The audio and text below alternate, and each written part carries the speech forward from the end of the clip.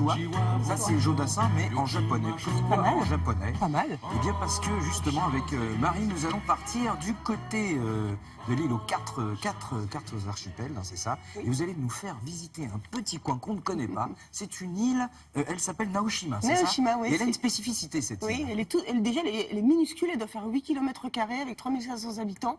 Et cette petite île est devenue un paradis de l'art contemporain. C'est un musée à ciel ouvert, alors qu'au départ, c'était dédié à l'industrie un peu lourde, petite île de pêcheurs. Et bien là, elle est totalement transformée depuis la fin des années 80. Et comment dire, c'est une idée assez originale, finalement, d'un riche homme d'affaires, évidemment collectionneur japonais, qui, donc, à la fin des années 80, a vu cette île disparaître et s'est dit, mais je vais en faire un site touristique important. Avec des citrouilles. Exact, immense citrouille. Et donc toutes ces œuvres sont dispersées comme ça sur toute l'île, c'est assez magique. Et donc cet homme-là a eu cette idée, pari réussi, puisqu'aujourd'hui, en plus de ces œuvres qui sont donc permanentes et temporaires, eh bien, il y a aussi un des plus beaux musées du Japon, voire même du monde. Il y a même un festival international d'art contemporain. Donc c'est vrai, voilà, l'art a vraiment eu un impact économique et démographique sur cette île, mais elle a réussi à rester très bucolique avec toutes ces petites maisons traditionnelles. Regardez.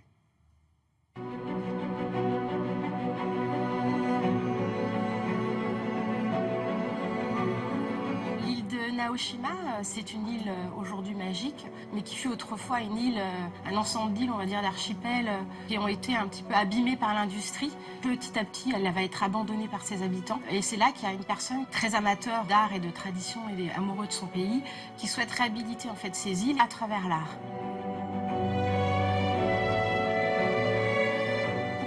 Faire rayonner en fait le nom de Naoshima, l'objectif était effectivement de prendre des artistes internationaux très réputés. Mais peu à peu, en fait, l'idée c'était aussi de parler de l'art du Japon et petit à petit intégrer en fait des artistes japonais contemporains. La première œuvre qui a été achetée et mise sur l'île, c'est une œuvre en fait en extérieur. Ça s'appelle Frog and Cat de Kara Apple. Elle a été suivie par les œuvres de Yayoi Kusama, qui sont en fait des grosses citrouilles, très colorées avec des points, ce qui caractérise en fait l'artiste. Et ce qui est assez magique pour le visiteur, c'est que non seulement on la voit, mais on peut rentrer dedans, on peut jouer avec. C'est vrai que ça crée une telle joie de vivre en fait, qu'on participe vraiment et on touche et on est joyeux en fait. La première visite qu'on va faire, c'est effectivement au musée de Shishu Art Museum, qui est un musée vraiment extraordinaire. C'est un musée quasiment intégré complètement dans la montagne. Donc il y a une vraie symbiose entre l'architecture de Tadao Ando et, on va dire, le site lui-même naturel. C'est un petit peu une situation assez exceptionnelle que vous trouvez très peu de par le monde.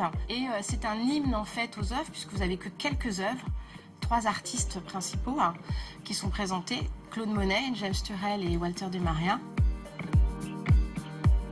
Aujourd'hui, du fait de l'engouement et du tourisme qui a été développé au travers en fait, de ces différents projets artistiques, on est aujourd'hui presque à plus de 500 000 visiteurs sur cette île, alors que on va dire l'archipel en total doit compter à peu près 5 000 habitants.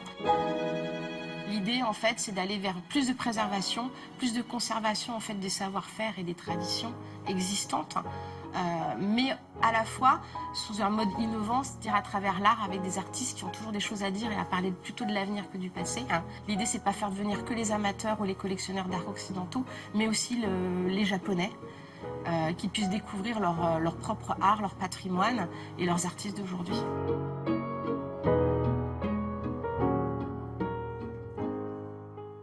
Alors, si jamais on veut plus de détails sur cette île, sur cette réhabilitation, on peut consulter notre partenaire Le partenaire Oui Demain, qui est donc un trimestriel, et vous pouvez le consulter jusqu'à fin février, exactement. Et là, en fait, Oui Demain, donc, dans le magazine, il y a plusieurs pages, en fait, et ils expliquent absolument tout avec le détail des artistes, qui sont des artistes du monde entier, ce ne sont pas que des artistes japonais, je le précise. Et voilà, donc c'est très intéressant, allez voir, allez lire ces différentes pages de Oui Demain. Vous allez pouvoir en savoir beaucoup plus encore. Et puis dire un petit mot aussi sur une exposition, parce qu'on a fait l'interview en fait à la Maison de la Culture du Japon, à Paris, qui se trouve donc dans le 15e arrondissement. Et il y a évidemment beaucoup d'expos, là, beaucoup d'expos d'art contemporain. Il y en a une qui est prévue donc en janvier, qui va durer 3 mois à peu près, qui s'appelle Émotion de croire de Rei Naito, qui est donc un artiste japonais d'art contemporain. Émotion de croire. Tout à fait. C'est un joli mot. Voilà. Merci beaucoup, Marie. C'est un vieux Bruno Mars, vous a mis. Enfin, un vieux. Oui, mais ça me plaît aussi, ça me va. Ça vous aimez bien? Oui. Alors vieux Bruno plat, Mars, c'est les meilleurs pourtant, fils. on va revenir sur Terre avec la victoire de Thomas Coville. On vous en a parlé dans le journal. Mais là, on a un petit peu plus. Ouais, c'est la raconter. belle histoire. C'est la belle histoire le jour de Noël pour Thomas Coville qui a donc battu, pulvérisé le record du Tour du Monde en solitaire. 49 jours, 3 heures, 7 minutes, 38 secondes. Il a raboté l'ancien record de Francis Joyon de 8 jours. Ça fait beaucoup. On va regarder les dernières images. Donc, c'était hier. Le voici au large de Ouessant, accueilli par un hélicoptère de la Marine nationale. Alors, au moment de couper la ligne d'arrivée virtuelle, il a parcouru près de 53 000 kilomètres. Et pour le marin français, ce record, c'est un peu l'histoire d'une vie. Il l'avait déjà tenté 4 fois, 2 abandons, 2 tentatives sans record. Mais il a enfin réussi son pari. L'expérience, la pugnacité et aussi un bateau puissant équipé de foils. Vous savez, ce sont ces appendices latéraux qui permettent de surélever le bateau et de lui faire gagner de la vitesse. Par instant, on a même l'impression que le bateau vole. Et Thomas Coville est actuellement toujours en mer. Il est attendu dans la matinée dans le port de Brest. Bain de foule et vague d'émotions garantie pour le marin français. Il va probablement aller sur les traces de tous des Kersozon, etc. Donc on va voir des livres, on va le voir beaucoup. Il y a à un la lien radio, avec à la Kersozon d'ailleurs télévision. parce que son bateau, c'est la carcasse de Geronimo, l'ancien bateau d'Olivier de Kersozon. Comme quoi, il y a des deuxièmes vies, même en ce qui concerne la voile. On continue avec le Vendée Globe ou on passe au basket? C'est ça, le Vendée Globe. On D'accord. reste dans l'eau avec 49 jours de mer déjà pour les marins.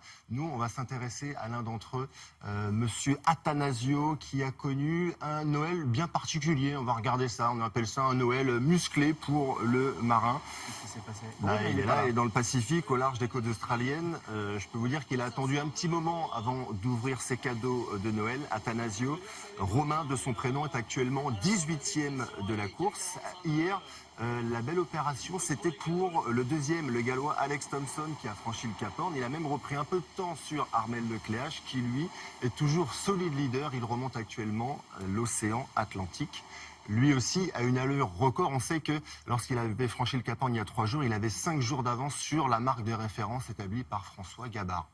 Donc ça nous promet encore un record. Et donc on vous l'annonçait, basket, et là on va du côté des États-Unis parce qu'en gros, il n'y a que qui bosse. Hein. Ben oui, c'est assez calme sur la planète sport, on va pas se mentir, mais il y a quelques irréductibles qui continuent à jouer. Les basketteurs du championnat américain notamment. Nous, on va s'intéresser pour commencer au plus célèbre d'entre eux, Tony Parker, qui affrontait hier les Bulls de Chicago.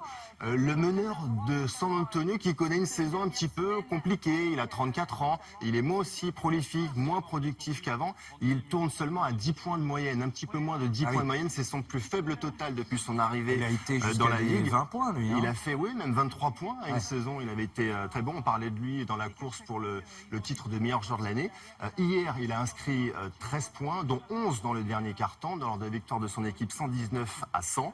Parker moins productif, mais toujours essentiel dans le système de San Antonio. Joakim Noah, lui, joue désormais à New York. La saison passée, il jouait avec les Bulls de Chicago. Joakim Noah, saison un petit peu délicate pour lui aussi, moins de 5 points de moyenne pour le pivot français.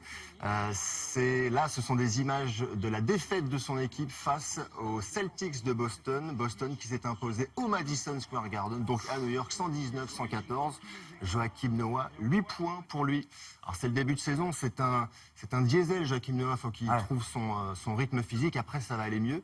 Mais les Français, ces deux Français historiques, ces cadres, ne sont pas encore à la fête. Et c'était un derby, hein, parce que c'est Boston contre New C'est York. pas loin du tout, ouais. Attention, Ouais. ils se font la guéguerre. Et donc c'est Boston qui a C'est Boston qui a humilié les gagné. Knicks sur leur propre terrain. Humilié, non, il y a Non. 5 points, points d'écart. Du reste, New York fait une bonne saison, ils sont 5e de la conférence Est, donc qualifiables pour les playoffs, donc c'est bien. Donc on va revoir le petit Joachim Noah. Enfin, je dis le petit. 2m13. Voilà, le petit de maîtresse. Merci beaucoup, Arnaud.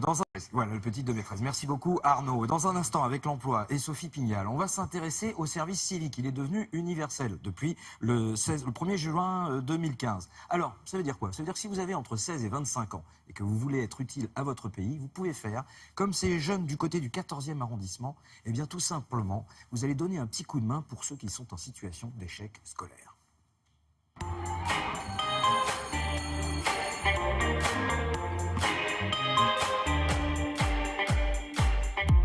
Nous sommes ici à Paris, dans le 14e arrondissement, au collège François Villon. Et c'est ici que Gaël et Émeric animent des ateliers de lecture dans le cadre de leur service civique. Qu'est-ce que je peux mettre? Ouais, non, mais c'est bien aussi. Déjà, tu peux mettre du jaune pour les boules de Noël ou du rouge. Je suis professeure documentaliste du collège et donc je m'occupe d'accueillir nos élèves durant la semaine avec plusieurs missions, les former à la recherche documentaire, à l'éducation aux médias et surtout les faire lire parce que ça leur permet de vivre, de s'évader, de voyager, de rire. Ensuite, c'est un public qui est parfois un petit peu défavorisé ici, où l'acte de lecture n'est pas forcément évident pour tous. Tu connais ça? C'est l'histoire d'une petite fille. À chaque fois qu'elle va dans la rue, elle voit des gens et elle aime bien les suivre. Ok. Cette année, j'ai le plaisir de travailler avec 2 services civiques. Et comme on n'a pas le même âge et pas les mêmes fonctions, ils sont aussi, je dirais, des sortes de grands frères pour ces élèves.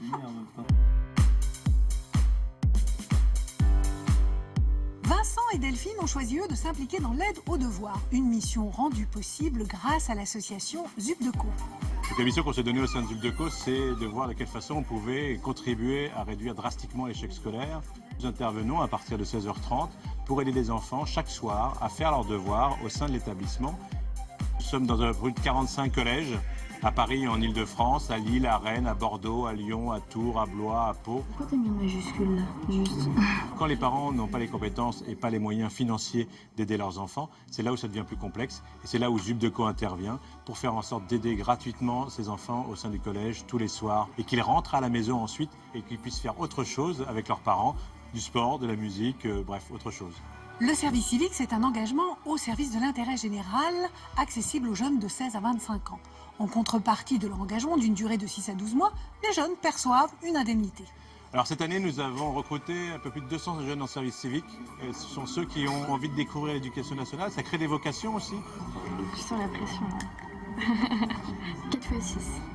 26. Tout au long de l'année, l'association ZUPDECO propose des missions de service civique. Mais pour répondre aux besoins des collèges, elle fait également appel à des bénévoles. Alors si vous êtes intéressé, n'hésitez pas, connectez-vous, inscrivez-vous.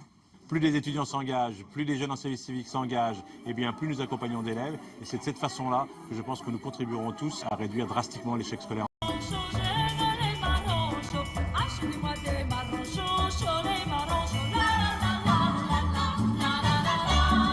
Ah, c'est le produit phare, hein, le marron glacé. Hein. Mais c'est pas mal la musique aussi. Vous avez vu? Je vais la prendre pour le poste dans le triporteur. Attention, ça travaille hein, derrière. Hein.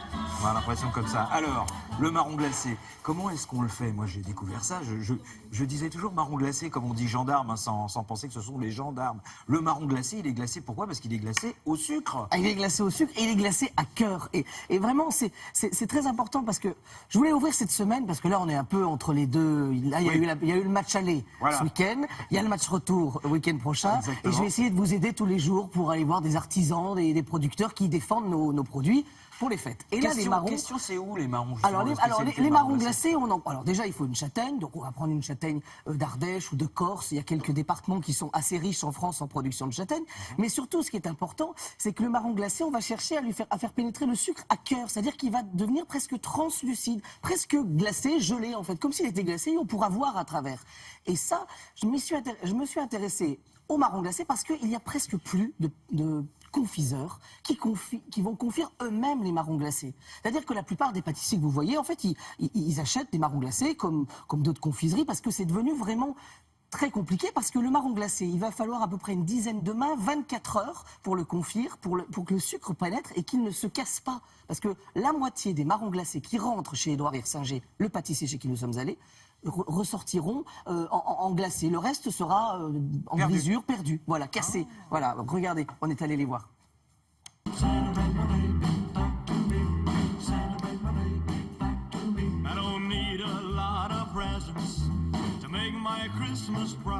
Et alors, un sujet sur les marrons glacés chez Édouard Hirsinger, ça commence la veille. Si. Oui. Ah, il y a du monde. Salut Loïc. Bon, Édouard, expliquez-nous pourquoi on vient la veille. Parce que normalement, on tournait demain, nous. Ben oui, mais la veille, on fait l'écorchage. On prend pas n'importe quelle châtaigne. Hein. Non, de la variété Sardone, exclue. Parce que c'est celle qui est le moins farineuse, c'est la meilleure en goût pour faire le marron glacé. Chaque année, on fait 2-3 soirées copains comme ça pour le côté sympathique et veillé. Ceci dit, sympathique et veillé, en même temps, ça va bien les occuper là. Hein, parce qu'on fait combien, c'est combien de kilos à l'heure? À peu près 16 kilos, on va dire 2h30 pour faire 16 à D'accord, 6. ok. Je peux prendre un petit bout de comté Ah, là, mais tu bien vois, sûr. parce que on est dans le genre, Voilà. c'est comme ça. Un Allez, très vieux comté, allez, 36 on s'y mois. met et on se retrouve demain matin.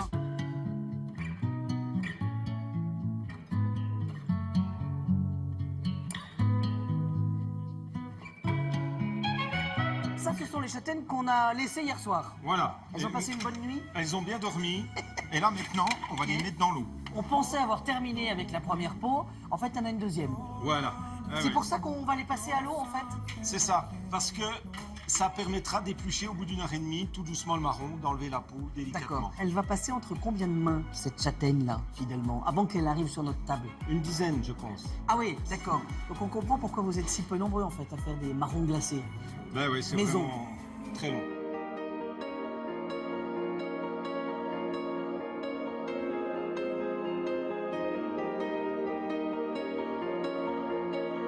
Et alors là, on passe aux choses sérieuses, là. Ah oui, oui. C'est ça? On Oui. sort l'artillerie lourde. Alors, là, on va y mettre... De l'eau, du sucre, de la vanille. Ah, et de la vraie, hein. La Pas de la vraie. fausse, hein. Ah ben Ah non. non, non. Alors ils vont confire pendant 24 heures. On va remplacer l'eau de végétation du fruit par du sucre. C'est l'osmose. Il devient translucide, le sucre pénètre au cœur du marron. D'où l'intérêt d'attendre quelques heures. Il faut voire le temps une que ça journée. se passe. Exactement. Sur 10 marrons achetés, Oui. il y en a 5 qui arrivent entiers glacés. Ça veut dire que 50% C'est ce des que- marrons et des châtaignes qui rentrent dans la pâtisserie vont passer à la trappe. Voilà. C'est tous ceux qui travaillent dans l'ombre. Voilà. C'est qu'on ça? voit pas. Qu'on voit voit jamais. pas et qui travaillent pour les marrons glacés. Sans qui rien ne se fait. Là, cette équipe, c'est vous qui emballez tout à la main, c'est ça? Tout à la main. Avec les petites mains, tout à la main, c'est elle, voilà. C'est-à-dire quand vous voyez un marron glacé, vous dites bah c'est elles qui l'ont emballé. C'est Voilà. ça l'histoire. C'est les sacrées emballeuses. hein, Ouais, je te c'est le dis. c'est les emballeuses, d'accord, ok. Édouard Hirsinger, là, vous avez vu cette façade, ça fait 5 siècles, depuis pas 5 siècles, 5 générations, depuis Ouais. 1900, ils sont pâtissiers et confiseurs et chocolatiers de père en fils, et ils font les marrons glacés. La recette n'a pas changé depuis 100 ans, Ouais. c'est assez incroyable. Quand on passe là-bas, il faut goûter les marrons glacés, mais je crois qu'il n'y en a presque plus, voilà, parce que c'est en série limitée tout ça. Vous voilà. nous avez dit avant le début de votre reportage qu'il y avait la moitié de la production qui était fichue. Bah, Qu'est-ce c'est-à-dire qu'on qu'en fait avec parce qu'en cette- fait, le marron glacé, il faut qu'il soit entier. Donc, s'il se casse, bah, ça veut dire qu'il va finir en brisure ou il va finir en crème de marron, ce qui n'est pas un triste sort non plus quand Petite même. hein. crème de marron, on peut se faire un petit Petite crème, Mont Blanc, j'en ai hein. pris une juste avant de venir, c'est Un plutôt petit pas Mont mal. Blanc. ouais. Dites donc, Ouais. vous ne nous avez pas emmené d'habitude, vous avez Alors, toujours un petit... et non, parce qu'il n'y en a plus dans la boutique. Ouais, Depuis bien 4 sûr. jours, il n'y en a plus. Ouais, Voilà. ouais, Ça, ouais. c'est aussi Ouais, un bon il y en a plus producteur. dans la voilà. boutique, mais il y en a dans votre estomac. C'était tellement bon qu'il n'y en a bien plus. sûr. Voilà. Merci beaucoup, Loïc.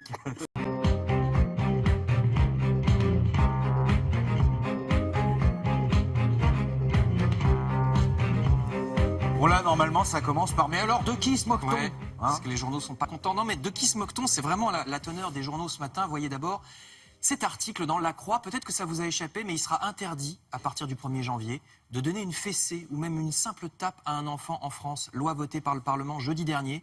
L'article de La Croix donne la parole à des psychiatres qui sont pour cette loi. Ils disent on n'éduque pas un enfant en l'humiliant, ce qui n'est pas faux.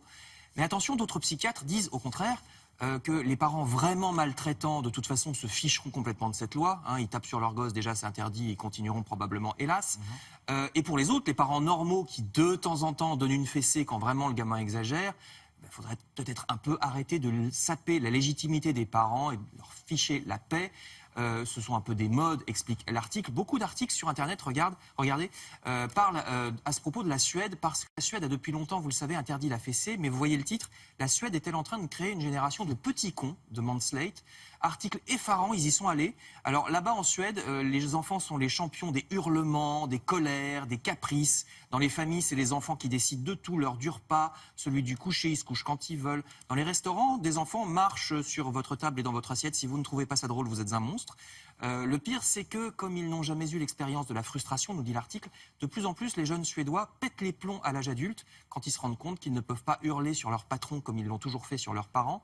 Un prétendu modèle suédois à méditer. Donc, puisque c'est lui, entre autres, qui nous conduit à interdire la fessée en France à partir du 1er janvier. Vous avez vu aussi un article du Figaro.fr, nous voilà prévenus. Je continue dans les De qui se moque-t-on, cette fois dans le domaine social.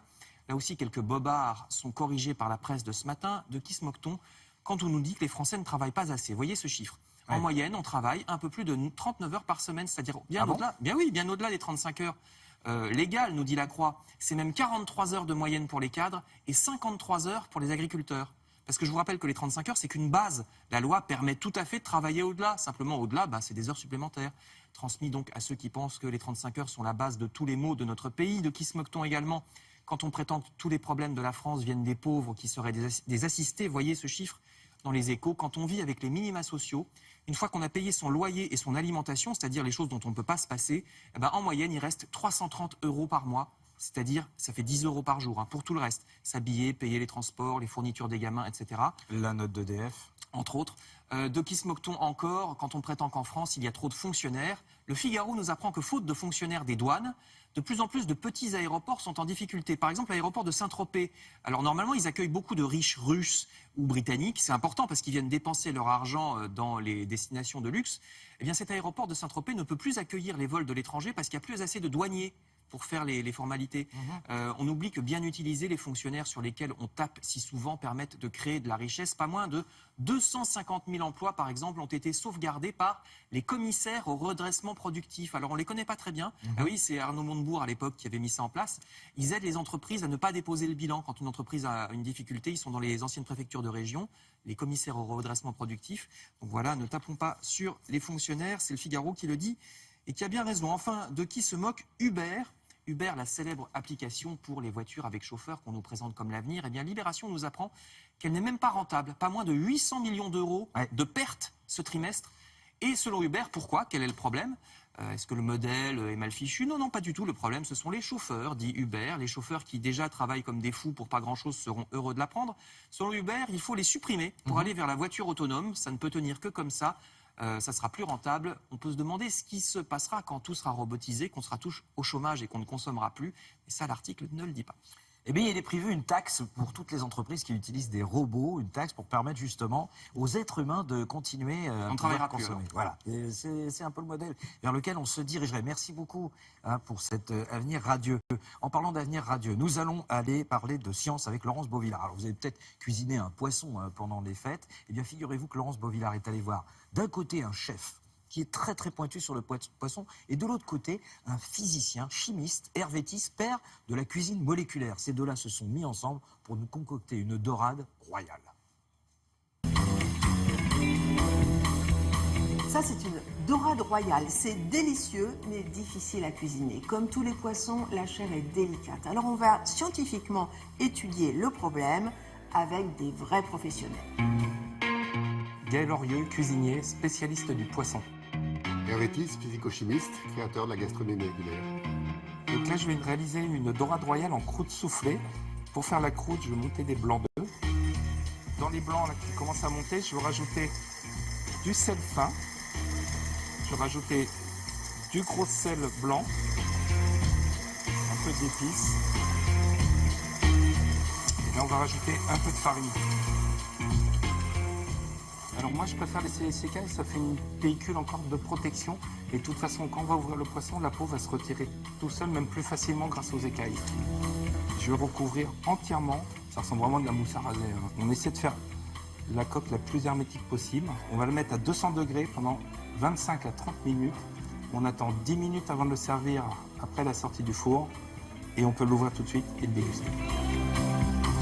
Vous n'avez pas mis de sel? C'est monté quand même? Ça sert à rien. Le sel et le citron, c'est des trucs. Je les ai mesurés, ça sert à rien. Donc je mets pas. Ouais. Ça sale. Ça sale. Ouais. Le blanc neige, c'est plein de petites bulles d'air. Les bulles d'air, c'est comme de double vitrage. Mais au lieu d'avoir simplement 2 vitres et une couche d'air, on a plein de bulles. Et donc ça fait un super milliard de double vitrage. Et donc ça protège. C'est un isolant. Un isolant. Alors je vais vous montrer à quel point c'est isolant. Vous voyez? Prends le chalumeau. La température, on ne bouge pas, on est toujours à 21, 21,5. On crame comme une des bêtes, mais ça ne bouge pas. C'est comme les omelettes norvégiennes quand on était petit. Exactement, comme les omelettes norvégiennes. À l'intérieur, la température n'augmente que très très lentement. Il est très important de comprendre qu'en cuisine, c'est pas le temps qui compte, c'est la température. Pour les chairs de viande, pour les chairs de poisson et pour les œufs. La chair de poisson, c'est en gros des protéines. Alors les protéines, vous imaginez ça comme des molécules repliées sur elles-mêmes. Tiens, repliez-vous comme moi. Voilà. On a 2 protéines. On chauffe, les protéines se déroulent. Elles s'attachent et l'eau est piégée au milieu, donc on fait ce qu'on appelle un gel. Et quand il n'y a pas beaucoup de protéines, ça fait un gel très mou. Quand il y a beaucoup de protéines, ça fait un gel beaucoup plus dur. Et c'est ça la chair du poisson. Quand vous cuisez trop fort, à trop forte température, ça fait comme les œufs durs qu'ils deviennent caoutchouteux.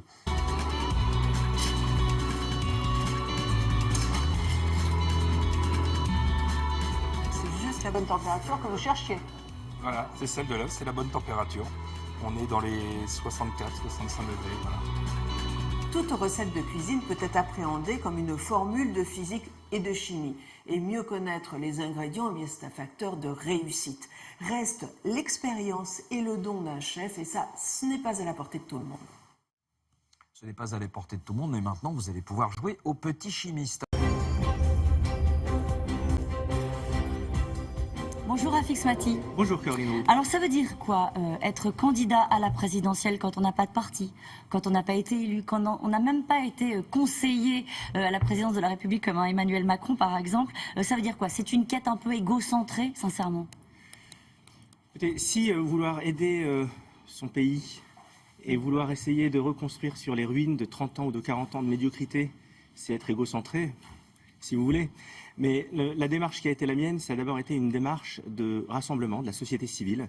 Je crois que les Français en ont marre de cette approche qui consiste à faire de la politique un métier à vie, tellement à vie qu'elle vous déconnecte des réalités du quotidien et qui vous fait abandonner la bataille des idées. Eh bien, nous sommes allés sur la bataille des idées avant tout. Vous dites nous, parce qu'en fait, vous n'êtes pas tout seul, c'est ça l'histoire. Oui, en effet, maintenant nous sommes, depuis 2 ans, nous avons rassemblé plus de 20 000 Français. Ce qui est pas mal, vu la relative faible exposition que nous avons, et cela n'est que le début. Alors, comment ça s'est passé dans votre tête? Qu'est-ce qui fait qu'un jour vous dites, cette fois j'y vais, cette fois je monte un mouvement autour de moi, ça s'appelle Objectif France. C'était, je crois, on n'était pas loin de la campagne de 2012, entre Nicolas Sarkozy et François Hollande.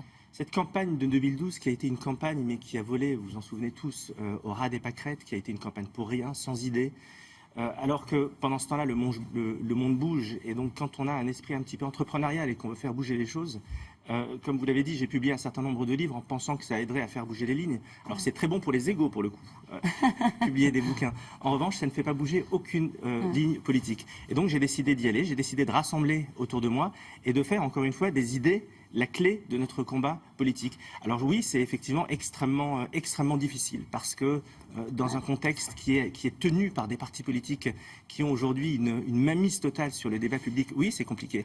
Mais est-ce que c'est parce que c'est compliqué qu'il ne faut pas y aller? Bien sûr et ne que pas non. tenter quelque et chose? on va en parler des partis politiques, mais d'abord, en dernier mot sur vous. Vous avez bien réussi. Vous êtes le patron d'entreprise digitale bien connue des Français, notamment Dromadaire, c'est ça, c'est des cartes de vœux en ligne, cette circonstance. On peut aussi se dire qu'en étant patron, on crée des emplois, on fait bouger les choses à sa manière. Pourquoi avoir voulu basculer dans cet univers-là, qui est l'univers de la politique? Parce que la politique, ce sont les affaires de la cité. Et quand la cité est en train de s'effondrer en lambeaux sur tous les plans, parce que la France traverse plusieurs crises, une crise économique, mais aussi une crise identitaire, on ne sait pas ce qui nous rattache à notre passé, etc. À un moment donné, c'est sur le terrain politique que les choses se jouent. Et je voudrais quand même dire quelque chose. Pourquoi une élection présidentielle? Parce que dans les institutions de la Ve République, les choses sont ainsi faites. C'est au niveau de l'élection présidentielle que tout se joue. Est-ce que vous avez essayé de faire de la politique à l'ancienne? Mais à l'ancienne, c'est-à-dire rentrer dans un parti politique, prendre une carte, se faire élire pour faire bouger les lignes comme vous l'expliquez. Pourquoi se dire c'est forcément à l'extérieur d'un parti qu'on peut changer le monde? Enfin, il suffit de voir le résultat. Ces partis politiques se sont vidés de leur âme, ont abandonné la bataille des idées. On n'est que dans des conciliabules, que dans des réflexions de l'entre-soi. Ce n'est pas ça qui fait avancer les choses. Mais je n'ai pas cherché à le faire, chère Caroline Roux, parce qu'on se rend bien compte. Regardez le niveau de défiance des Français vis-à-vis de la classe politique traditionnelle. Quand vous avez 80% des Français qui ne se reconnaissent plus dans les partis politiques traditionnels et qui aspirent à ce que la société civile aille sur le devant de la scène, à un moment donné, pardonnez-moi, mais j'ai pas envie d'aller me suicider chez les Républicains ou chez le Parti Socialiste. Et sur le fond, qu'est-ce que vous proposez? Est-ce que vous êtes de droite? Est-ce que vous êtes de gauche? C'est comme ça, puisque on est en France, à un moment donné, il faut se positionner sur l'échiquier politique. Écoutez, dans le vieux échiquier politique, dans lequel je considère qu'il est en train de voler en éclats, parce que les questions de gauche, enfin je pense que les clivages sont bien plus importants que cela. Dans le vieil échiquier, je suis plutôt classé à droite. Mais tout cela, en réalité, n'a aucun sens, puisque les clivages, de mon point de vue, ne sont pas là aujourd'hui. Je le disais tout à l'heure, vous voulez nous préparer à la troisième révolution industrielle. En gros, dans le débat politique en ce moment, on parle de tout un tas de choses, mais pas d'innovation, mais pas du monde d'après, celui du digital, de l'économie numérique, et avec les bouleversements que cela crée, y compris dans le monde de l'emploi, du salariat. Quelques idées que vous portez, que vous défendez. Je voudrais attirer l'attention de vos téléspectateurs sur un point essentiel dont on ne parle en effet que très peu dans cette campagne présidentielle. Vous savez qu'au siècle dernier, nous avons perdu des millions d'emplois agricoles du fait de l'automatisation. Nous avons perdu des millions d'emplois ouvriers du fait de l'automatisation également. Eh bien, nous sommes aujourd'hui à l'aube d'un tsunami qui va faire que nous allons potentiellement perdre des millions d'emplois du fait de la robotisation et de l'intelligence artificielle. C'est un raz-de-marée. Plus de 47% des métiers vont disparaître ces prochaines années. C'est un fait. Alors face à cette situation-là, soit on fait l'autruche et on considère avec les vieilles méthodes que l'on utilise depuis 30 ans et qui ne fonctionnent pas, parce que, je vous le dis, le chômage va continuer à augmenter, c'est inéluctable, soit on essaye d'aborder les choses de façon un petit peu plus large, parce que la question du financement de notre modèle social va se poser. Alors, comment est-ce qu'on les aborde? Une fois qu'on a fait ce constat-là, vous avez les solutions? Nous avons effectivement un certain nombre de solutions. D'abord, aujourd'hui, partant du principe que de moins en moins de personnes vont travailler, c'est un fait. Qui va financer le modèle social? Qui va financer le modèle social? Donc, va se poser la question de la taxation, d'une certaine façon, des robots. Puisque les robots vont prendre une grande partie du travail de l'homme, eh bien les robots vont devoir payer, c'est un fait. Il va aussi falloir se poser la question du financement de notre protection sociale. Ça veut dire quoi, les robots vont devoir payer? Ça veut dire qu'on va taxer les machines-outils? Ça veut dire quoi? Oui, tout à fait. C'est une façon de. Vous savez, un robot, c'est plus d'économie d'échelle pour une entreprise. Bon, c'est un fait. Et je suis un chef d'entreprise dans le domaine du numérique par-dessus le marché. Donc je sais de quoi je parle. Et donc c'est quelque chose sur lequel nous allons devoir parler, mais aussi faire peser une partie de cette protection sociale sur la consommation. Quand vous portez ces idées-là auprès des responsables politiques, parce que vous les voyez, les responsables politiques. Tous ceux qui demandent à me rencontrer, je les rencontre, sans ostracisme. Donc à gauche et à droite. Donc le président de la République, vous l'avez rencontré. Emmanuel Macron, vous l'avez rencontré? J'ai rencontré ses conseillers. Je ne l'ai pas rencontré lui, Macron, mais le président de la République, oui, je l'ai rencontré. Parce que lorsque on vous écoute, on se dit que celui qui pourrait ressembler le plus à ce que vous défendez, c'est Emmanuel Macron. Est-ce que votre démarche se terminera avec, on va dire, un ralliement, mais le mot n'est pas très heureux Est-ce que c'est comme ça que ça se termine, une aventure comme celle d'Objectif France? Écoutez, non, d'abord, elle ne fait que commencer, donc elle ne se termine pas. et s'agissant de Emmanuel Macron, deux problèmes sur la forme. D'abord, c'est ce que le système a inventé de nouveau pour se renouveler, petit 1. Petit 2, il prétend incarner la société civile. Je ne suis pas sûr qu'il ait eu les nuits blanches et toutes les galères qui vont quand on est dans la société civile.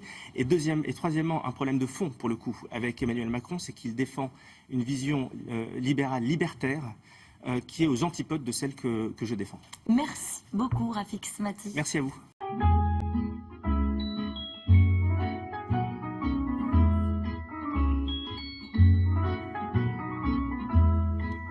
Dans l'actualité de la consommation, Isabelle Martinet a choisi de nous parler des marques distributeurs. Alors les marques distributeurs, vous dites oui, ce sont des marques qui sont pas chères, mais de qualité médiocre. Erreur, grosse grave erreur. erreur. Bonjour Thomas, Bonjour 12 Isabelle. France effectivement, avec de nombreux produits qui sont proposés par des marques nationales et aussi des marques de distributeurs.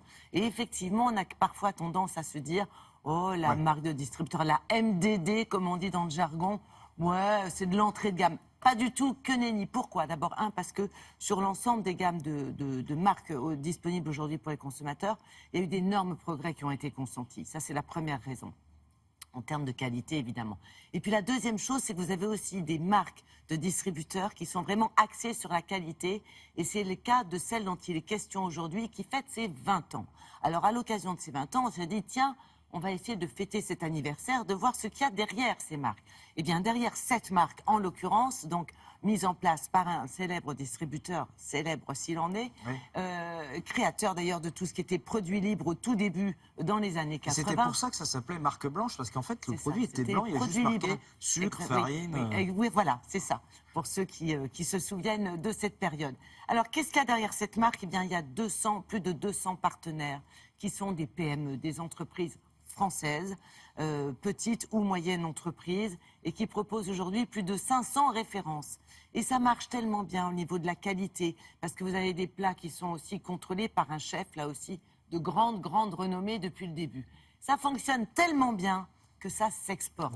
Et là, cocorico, parce que vous avez plus de 160 références que vous pouvez trouver dans une quarantaine de pays en dehors de France. Et ça fait plaisir de voir qu'on a le luxe, on a la mode, on a la gastronomie, avec des pays bien de chez nous, bien français, et on a choisi la confiture. Pourquoi la confiture? Parce que c'est bon.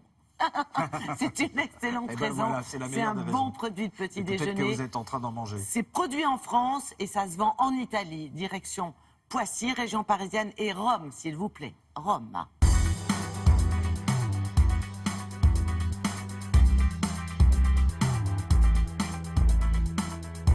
Nous fabriquons des confitures pour le haut de gamme alimentaire et uniquement cela, avec une façon de travailler artisanale.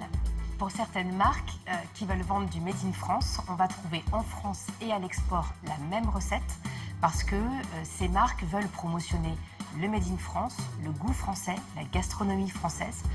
Et c'est un vrai choix d'avoir les mêmes fruits, les mêmes textures, le même ressenti qu'en France. Pour cette marque-là, les consommateurs espagnols, par exemple, préfèrent la figue de Provence. En Italie, ils vont préférer le cassis d'Île-de-France et la fraise de Dordogne. Et puis, en Belgique, ils vont adorer l'orange clémentine corse. Donc, en plus, à l'export, chaque population, chaque peuple a ses préférences. Dans la législation de chaque pays, vous avez des taux de fruits minimum et des taux de sucre minimum et maximum qui sont différents pour avoir le droit à l'appellation confiture. On a choisi les confitures parce qu'elles font partie du patrimoine gastronomique français. On les a choisies aussi parce qu'elles étaient plus accessibles. Ça parle aux Italiens, les confitures. Et aussi, elles sont un peu différentes, elles sont un peu moins sucrées que les confitures italiennes.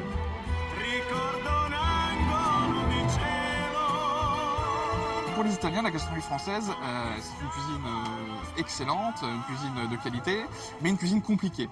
Par rapport à l'Italie, où finalement la cuisine est faite à partir de matières premières très simples. On propose 21 références ici en Italie sur les produits français. On les a sélectionnés en balayant un peu toutes les régions de France avec des produits spécifiques de chaque région. Par exemple le foie gras du sud-ouest, le jus de pomme de la Bretagne ou la fleur de sel de Guérande. Cette gamme de produits français qu'on a, c'est un véritable succès et on a des vraies surprises. Par exemple, tous les biscuits de Normandie ou les biscuits de Bretagne qui se vendent très bien. Alors ce qui marche le mieux ici, c'est forcément le foie gras, qui est un produit qui est déjà connu en Italie. La vraie surprise, c'est qu'on s'aperçoit que ça se vend toute l'année et qu'il y a une vraie demande de la part des Italiens sur ce produit spécifique français. Merci beaucoup Isabelle. On n'oublie rien, de rien on n'oublie, rien du tout. On n'oublie rien, de rien, on sait On n'oublie rien. C'est tout. Et oui, on n'oublie rien et surtout on entasse tout. Alors avec Brigitte Fanny Cohen, spécialiste de la santé, nous allons nous intéresser à un phénomène qui touche de plus en plus de monde et qui a été signalé par la ville de Paris. Et ce phénomène, c'est le syndrome de Diogène. Alors qu'est-ce que le syndrome de Diogène ? Alors, les personnes qui sont atteintes par ce syndrome de Diogène, ce sont des personnes qui entassent, qui amassent toutes sortes d'objets, la plupart du temps hétéroclites, inutiles. Par exemple, vous pouvez avoir des personnes qui entassent des vieux journaux, des vieux cartons, des bouteilles vides ou pleines, des vieux habits. Ça peut être tellement dans un appartement qu'on retrouve des piles qui font 2-3 mètres de hauteur et puis parfois les personnes n'arrivent même pas à accéder à leur lit parce que tout est encombré. Et la conséquence de cet encombrement aussi, c'est qu'on ne peut pas se déplacer, donc on ne peut pas aussi se déplacer pour faire le ménage et qu'il y a évidemment un manque d'hygiène, un manque de propreté et ce sont parfois les voisins qui donnent l'alerte. Et c'est pour ça que la ville de Paris récemment a fait une communication à ce sujet parce que la ville de Paris est amenée parfois à intervenir avec les services techniques, les services sociaux pour aider les gens finalement à faire le ménage. Et puis les services sanitaires surtout parce que ça doit pas sentir la rose. Bien sûr, parce qu'effectivement des fois les voisins ils sont envahis par les cafards. Donc c'est pour ça qu'ils alertent. Alors évidemment on essaye les psychiatres connaissent bien ce syndrome de Diogène qui est en recrudescence actuellement selon une communication récente de la ville de Paris donc qui intervient de plus en plus souvent. Il y aurait en France 30 000 personnes à peu près seraient concernés. Alors comment prendre en charge ce syndrome et puis quelle est la personnalité de ces patients, à ne pas confondre d'ailleurs avec les collectionneurs, hein. Ce sont des choses tout à fait différentes. On regarde.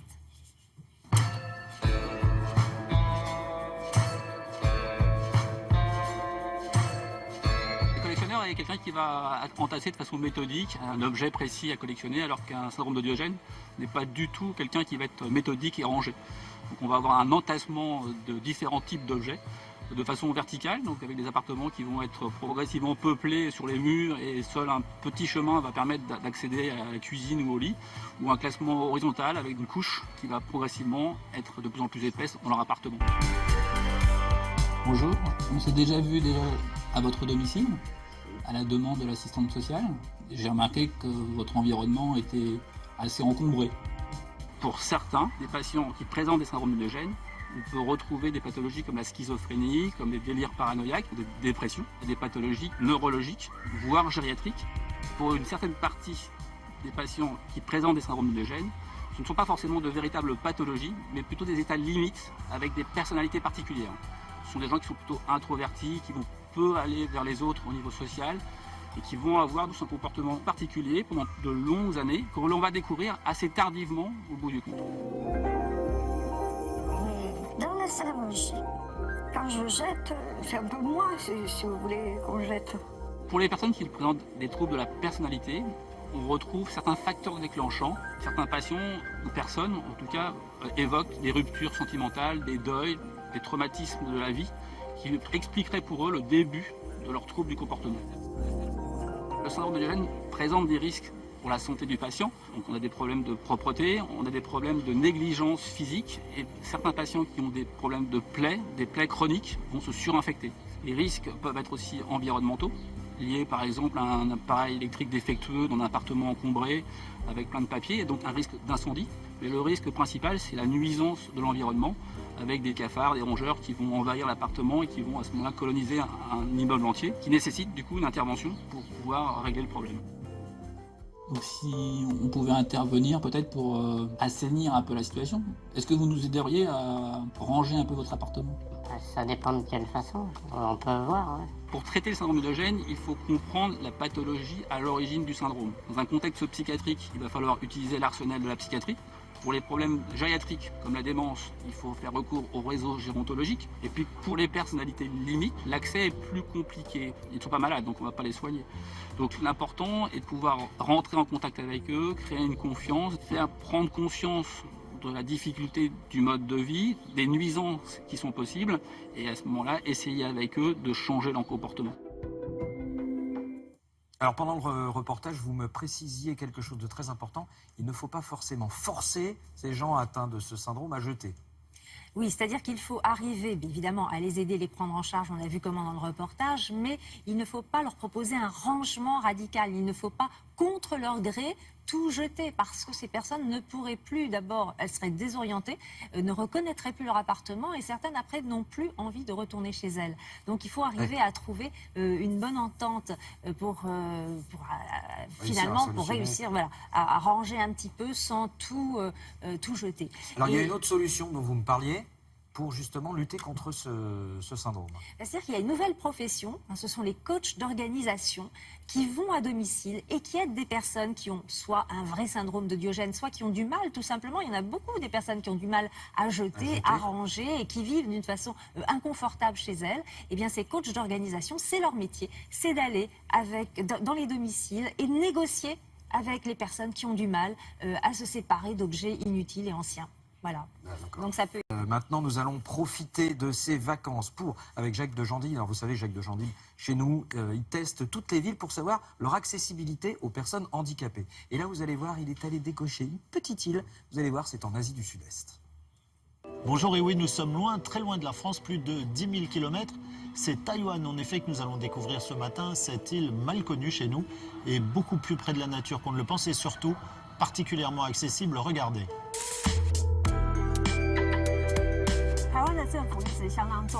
Le gouvernement de Taïwan a toujours donné beaucoup d'importance à l'accessibilité des infrastructures du pays. Il y a beaucoup de réglementations pour le secteur privé et des subventions ont été mises en place. Bien sûr, le transport a été une des priorités.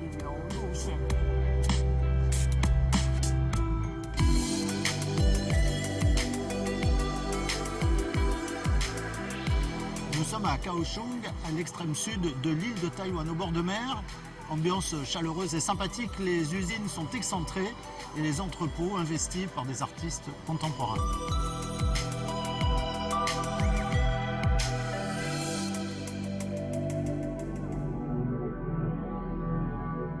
Où sommes-nous, Christina? Maintenant, nous sommes dans la ville Tainan. Nous sommes dans le temple de Confucius. Ici, c'est le premier temple Confucius établi à Taïwan pendant l'année de 1665. Alors ici, pour vous déplacer du nord au sud ou du sud au nord, rien de plus facile. Il y a l'équivalent de notre TGV en plus rapide et surtout beaucoup plus accessible.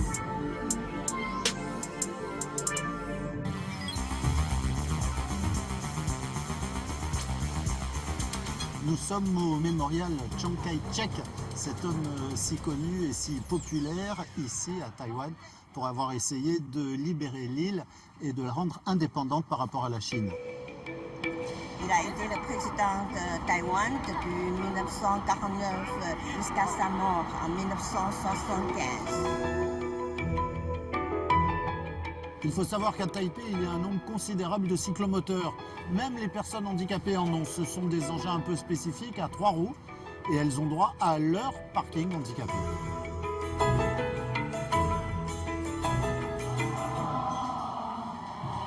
Derrière moi se trouve le temple de Longsan. Pour la petite histoire, il a été plusieurs fois détruit par un bombardement, par un typhon et même par un tremblement de terre. Il a été reconstruit. La seule chose qui est gardée à travers les années, c'est la statue de Bouddha. On dit qu'elle a été sauvée grâce aux dragons qui sont au-dessus.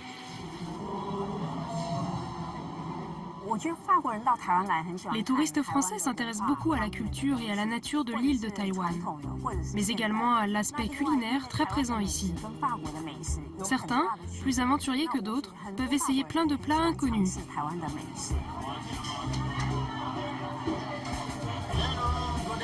Bonsoir, alors qu'est-ce que vous vendez exactement? C'est du caviar chinois. Du caviar chinois? Oui, oui. Avec des œufs de poisson. On le cuisine avec du riz ou des frites ou des pâtes. Et c'est bon. Je vais en acheter un petit. Ça s'appelle katsami.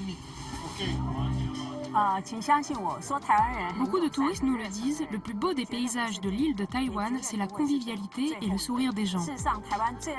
C'est même devenu un peu notre slogan. Voilà, ainsi s'achève notre très courte découverte de Taïwan. Une dernière information, une compagnie locale dessert Paris à Taipei en vol direct tous les jours. Les informations seront sur le site de l'émission. Voilà, je vous souhaite une très bonne journée, à bientôt. À très bientôt. Et nous continuons notre bloc-notes culturel avec l'actualité du théâtre. Alors, on vous propose de terminer l'année avec le sourire et 2 pièces particulièrement drôles. Alors, une comédie assez délirante que nous présente Jean-Philippe Viau, adaptée d'un texte de Pierre Dac, et puis le one-man show de Guillaume. Oui, heureusement, cette fin d'année 2016, il y a beaucoup d'humour à l'affiche de nos salles de spectacle. En effet, rien n'est plus réparateur de nos baisses de morale qu'une irrésistible bouffée de rire, comme par exemple avec les 2 propositions détente du jour. La première d'entre elles est certifiée conforme, c'est la dernière bouture corrosive de monsieur Stéphane Guillon. Avant d'aller porter sa bonne parole en région, eh bien c'est sur la scène du théâtre de Jazet à Paris qu'il prêche tous les soirs. Hervé, c'est quoi le profil des personnes qui prennent le roster avec toi? Homme d'affaires, vedette, producteur, capitaine d'industrie? C'est un petit peu le train de banlieue du showbiz? Le RER du 440? Je me suis amusé à marquer, à écrire certifié conforme par les Républicains, le PS, la SPA, la LICRA, la Ligue des droits de l'homme, Brigitte Bardot, etc. Comme si on pouvait imaginer un spectacle qui plaise à tout le monde. Alors, Marine, on aime les phares aux pommes et les hortensias? Mais c'est génial! Hier, j'avais que des plaques impaires dans la salle et c'était... Il n'y a pas que de la politique. Et en même temps, je dirais que tout est politique. La famille, c'est politique. Il y a un sketch sur la fin de vie, les rapports ados-parents, le mariage gay, la pollution, par exemple, qu'on subit actuellement, c'est politique. Mais moi, je suis pas pour le blasphème. Le blasphème pour le blasphème, c'est pas mon truc. Mais même le Petit Prince, il savait ça. Quand il croise Saint-Exupéry en plein Sahara, il lui dit pas « dessine-moi Mahomet ». Il préfère un mouton, il est pas con. Comme ça bouge tout le temps, c'est-à-dire comme les hommes politiques en ce moment nous lâchent les uns après les autres, ça me force sans arrêt à retravailler et à adapter mon spectacle. Et c'est du Guillon. Pour les gens qui m'aiment, ils seront pas déçus. Et pour ceux qui m'aiment pas non plus. Nous, chez les Guillons, on est dans la norme. Hyper classique. Famille recomposée, 7 enfants. Pas de siège bébé, ils s'assoient les uns sur les autres. 1 million de personnes dans la rue pour un problème électrique. Mâle, femelle. Il pète un plomb. Vous, demain, ça vous fait un truc à raconter? T'as vu le spectacle de Guillon? Oui, c'est fait. Avec ce qui suit, ne voyez aucun rapport avec Stéphane Guillon, si ce n'est la malice et l'ironie permanente suscitée par ses auteurs. Plus de 40 ans après sa mort, Pierre Dac et ses loufoqueries légendaires revivent sur les planches du théâtre d'Edgar grâce à Jacques Pessis. Patrick Préjean et Jérémy Prévost y jouent le schmilblick dans une mise en scène de Luc Hamet. Croyez-moi, c'est délicieusement absurde et surtout délirant. Excusez-moi, monsieur, mais j'ai l'impression de vous avoir déjà rencontré quelque part. C'est possible, j'y vais souvent. Parler pour ne rien dire et ne rien dire pour parler sont les deux principes de ceux qui feraient mieux de la fermer avant de l'ouvrir, monsieur. C'est la quête d'un personnage, Gédéon Burnemauve, le mien, qui est paumé, qui est en train de rater sa vie, et GKW, le trublion, puisque l'heure est grave. Le schmilblick est tombé en panne, et si on répare le schmilblick, on sauve la capitale du côté d'ailleurs. Le Kratos Palace. Ça a l'air ignoble. C'est un hôtel 3 punaises. C'est toujours bien, un plat du jour.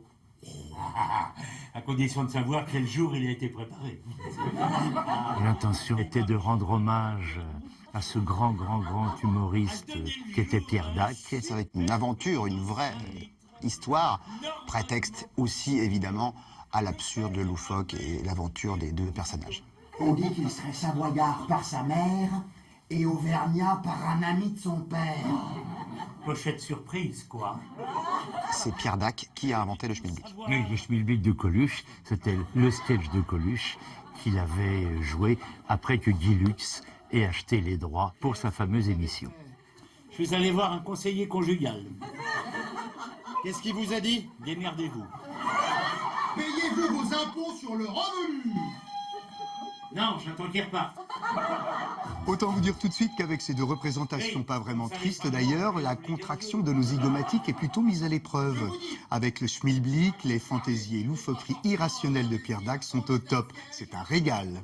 Quant à Certifié conforme de Guillon, eh bien on assiste là à un florilège de bonheur insolent qui résonne comme un écho salvateur en cette fin décembre. Ça fait du bien. Profitez donc un maximum de tous ces purs moments de détente. Excellente fin d'année à tous et à très vite en 2017. À très très vite, Jean-Philippe.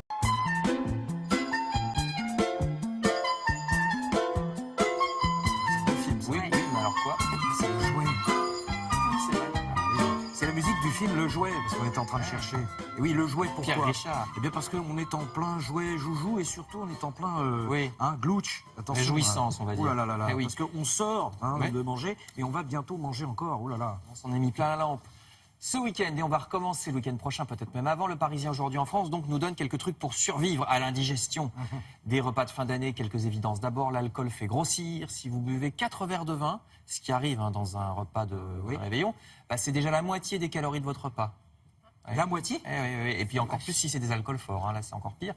Le tarama est aussi gras que de la mayonnaise. Bah oui, en fait c'est de la mayonnaise, c'est monté à l'huile sur des œufs de poisson. Je croyais que c'était de la mie de pain. Pas du tout. Regardez la composition. Le foie gras, comme son nom l'indique, est très gras, mais alors c'est plutôt du bon gras. Ça fait grossir, mais ça vous flanque pas de cholestérol, donc ça c'est moyen. Et puis misez sur les huîtres, si vous n'en pouvez plus, parce que les huîtres, ça n'est quasiment que de l'eau. L'eau, justement, regardez, vous permettra de soigner votre gueule de bois le lendemain quand on est malade, parce qu'on a bu trop d'alcool. Le seul truc qui marche vraiment, c'est de boire beaucoup d'eau. Alors, boire pendant le repas et le lendemain. Attention, vous aurez toujours la même alcoolémie. Ça ne va pas vous permettre de conduire. Ça dilue pas. Non, ça dilue pas, mais ça vous aide à récupérer. Voilà, donc buvez beaucoup d'eau, nous dit le Parisien. Le Figaro, lui, nous apprend cette information étonnante. Les achats de jouets continuent après Noël en raison des familles recomposées, notamment, qui font Noël plusieurs fois. Vous savez, il y a la fois avec les enfants, puis les beaux-enfants, la mère, le beau-père. Oui. Et puis il y a aussi la grand-mère donne un petit billet, donc l'enfant va acheter lui-même après Noël son cadeau. C'est pour ça que ça se vend encore après Noël. Article intéressant également dans l'Humanité sur les jouets de Noël, mais là c'est un article social. Reportage dans un atelier qui récupère les jouets d'occasion et qui les remet à neuf. C'est très mignon comme article, vraiment je vous en conseille la lecture. L'association s'appelle Rejouer. Les cadeaux sont distribués via des associations comme les Restos du Cœur aux enfants dont les parents n'ont pas les moyens, ou alors ils sont vendus mais à prix très bas dans la boutique de l'association. C'est un atelier dans le 14e arrondissement qui emploie en plus une vingtaine de salariés qui étaient au chômage. Association Rejouer qui se trouve à Montparnasse, 68 avenue du Maine pour la boutique, à très bas prix. C'est un article dans l'Humanité. Et puis pour les jouets... On précise 14e arrondissement de Paris. Hein. Attention, oui, si j'ai fait pas de Marseille, c'est pas de Marseille. Bah oui. Exact. À Montparnasse, j'ai dit. Et puis pour les jouets des plus grands, notre principal jouet, c'est-à-dire notre téléphone portable, le Parisien nous dit que faire de notre vieux portable. 3 millions de smartphones ont été achetés pour Noël. Donc si vous en avez reçu un en cadeau, un nouveau, que faire de l'ancien? Vous pouvez le garder en sécurité si vous cassez le nouveau, mais vous pouvez aussi le revendre. L'article vous donne une idée des prix que vous pouvez espérer. Il y a des sites internet exprès pour revendre, pour estimer votre vieux smartphone ou téléphone. Mais vous pouvez aussi le donner à une association caritative qui le donnera à quelqu'un qui en a besoin, qui n'a pas de téléphone. N'oubliez pas en tout cas d'effacer vos données personnelles, histoire que le nouvel utilisateur ne lise pas tous vos petits secrets. Donc, ils expliquent aussi comment effacer les photos aussi. Enfin, si vous avez envie de sortir cette semaine, le Parisien toujours propose quelques expositions très belles, 3 expositions qui n'ont pour l'instant pas été sous le feu des projecteurs, ce qui est bien parce que comme ça, il n'y aura pas une queue interminable au guichet. Regardez, vous voyez au milieu le peintre américain Wallace Sting, l'impressionniste français Frédéric Bazille à droite, ou encore des peintres mexicains à gauche. Tous les 3, c'est à Paris en ce moment. Les adresses sont données dans l'article, c'est dans différents lieux. Et puis, si vous n'êtes pas à Paris, je vous conseille de courir chez votre libraire pour d'autres belles images. Là, il ne s'agit pas de peinture, mais de moments historiques. Le journal La Croix nous parle du livre À la table des diplomates. C'est une brochette d'historiens et d'ambassadeurs qui raconte les grands dîners de l'histoire de France depuis François Ier jusqu'à la COP 21 de l'année dernière. Un livre qui parle autant de Talleyrand et de Louis XVIII que des ananas Victoria et de l'esturgeon de la Volga. Il y a les recettes et les gens. Et ça s'appelle À la table des diplomates, édition de l'Iconoclaste. Et vous pouvez aller, il y a une expo à Bordeaux sur les menus aussi, au Palais des Beaux-Arts, je crois, de Bordeaux. Oui, c'est ça, au Musée des Arts Décoratifs, pardon, de Bordeaux. Les menus des grands repas historiques. Merci. Internet avec Olivia du Web, avec un jouet qui fait fureur depuis maintenant 2-3 ans. Et ce jouet, eh bien, ce jouet, c'est le drone. Ouais, ça marche très fort depuis quelques années. Alors on continue notre service client du Père Noël sur Internet où on retrouve toutes les recommandations après avoir reçu des cadeaux. Donc concernant le drone, il faut savoir que le drone, on ne le fait pas voler n'importe où. Il y a justement une carte de France qui vient d'être publiée par le gouvernement des zones où l'on peut ou alors où l'on ne peut pas faire voler un drone. Il faut savoir que de base, on peut le faire voler jusqu'à 150 mètres de haut, qu'on doit normalement éviter qu'il soit près de tout être vivant. Voilà, c'est 30 mètres minimum. Et puis on évite les zones peuplées, quoi qu'il arrive. Toutes les règles de base, elles sont également à retrouver sur Internet, car il y a quand même des règles. Il y a d'assez grosses amendes, faut faire attention. Et puis dernière chose, on lit la notice, je ne vous explique même pas le nombre de vidéos de crash de drones au lendemain de Noël. C'est-à-dire on le sort, on est tout content, et puis pam, le drone, il y en a qui ont des durées de vie très très limitées. Voilà, tout cela est à retrouver sur Internet, évidemment. Et l'on reste dans la consommation avec sur le web un petit point avec Olivia du Web sur le post-Noël. C'est ça, Olivia? Oui, Internet, c'est un peu le SAV du Père Noël. Après Noël, on parle conso sur Internet. Alors, il y a évidemment la revente des cadeaux qui connaît un boom chaque année. Mais il y a aussi d'aller vérifier si les jouets reçus par nos enfants ne présentent aucun risque. Anomalie, risque d'étouffement. Voilà, il y a plein de jouets qui sont rappelés chaque année parce qu'ils présentent un danger. Et il y a des sites spécialisé sur les rappels de produits. Il y en a un qui s'appelle Rappel de produits. Ça concerne tous les produits du quotidien, y compris les jouets. C'est la petite liste qu'on voit là, d'accord. Là, il y a la liste de tous les produits qui sont rappelés chaque jour dans le commerce. Ça concerne tout, y compris les jouets. Il y a aussi celui officiel du gouvernement ou encore celui de 60 millions de consommateurs. Ces sites, on peut évidemment aller les consulter pour les jouets après Noël, parce que c'est là que c'est le plus utile, mais aussi tout au long de l'année, pour tous les produits du quotidien, parce qu'on ne le sait pas forcément. On achète des produits et puis ils présentent une anomalie ou un danger. Et ils sont rappelés par les fabricants. Voilà, vous pouvez aller consulter ces sites, notamment au lendemain de Noël.